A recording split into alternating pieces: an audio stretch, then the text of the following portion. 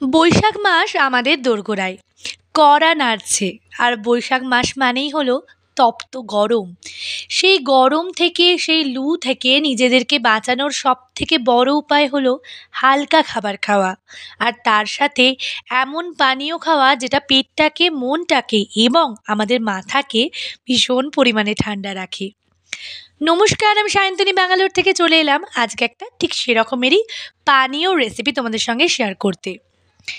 এটা হলো আখের গুড়ের শরবত।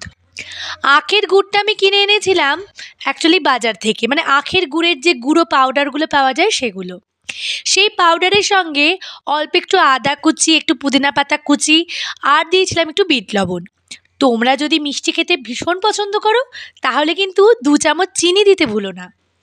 আর দিয়েছি একটু বরফ কুচি আর জল। ব্যাস, একসাথে ব্লেন্ড করে নিলেই কিন্তু এই শরবতটা রেডি। তবে হ্যাঁ, একটু বেশিক্ষণ ধরে ব্লেন্ড করো যাতে পুদিনা পাতা আর আদাটা কোনো খিঁচ না থাকে, পুরোপুরি ব্লেন্ড হয়ে যায়। বিশ্বাস করো, একটু টক ঝাল মিষ্টি খেতে হবে, ভীষণ ভালো লাগে খেতে, ভীষণ ভীষণ ভালো লাগে। একবার বাড়িতে বানিয়ে দেখোই না কেমন লাগে। আর যদি ভালো লাগে তাহলে কি করতে হবে জানো তো? এই যে আমার প্রোফাইলে আসতে হবে, এসে আমাকে বলতে হবে যে কেমন লাগলো। তার জন্য লাইক করতে হবে, কমেন্ট করতে হবে আর আমার প্রোফাইলটাকে ফলো করতে হবে। আমি কিন্তু এমন অনেক ছোট্ট ছোট্ট রেসিপি দেখাই, এমন অনেক ফাঁকিবাজি স্ন্যাক্স তোমাদের সামনে উপহার দিই। কারণ আমি জানি যে অনেকে আমার মতো আছো যারা তাড়াতাড়ি রান্নাবান্না সেরে ফেলতে চাও বা এমন কিছু খেতে চাও যেটা শরীরটাকে একটু হালকা রাখে।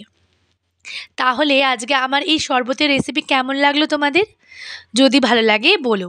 আর হ্যাঁ, আমার কিন্তু ইউটিউবে একটা চ্যানেল আছে, ব্যাঙ্গালোর এর রোজ নাম চা, ইংলিশে লিখে সার্চ করো। সেখানে আমি আরও অনেক সুন্দর সুন্দর ভিডিও দিই। অবশ্যই কিন্তু সাবস্ক্রাইব করতে ভুলো না, এটাই আমাকে কিন্তু অনেক উৎসাহ দেয়।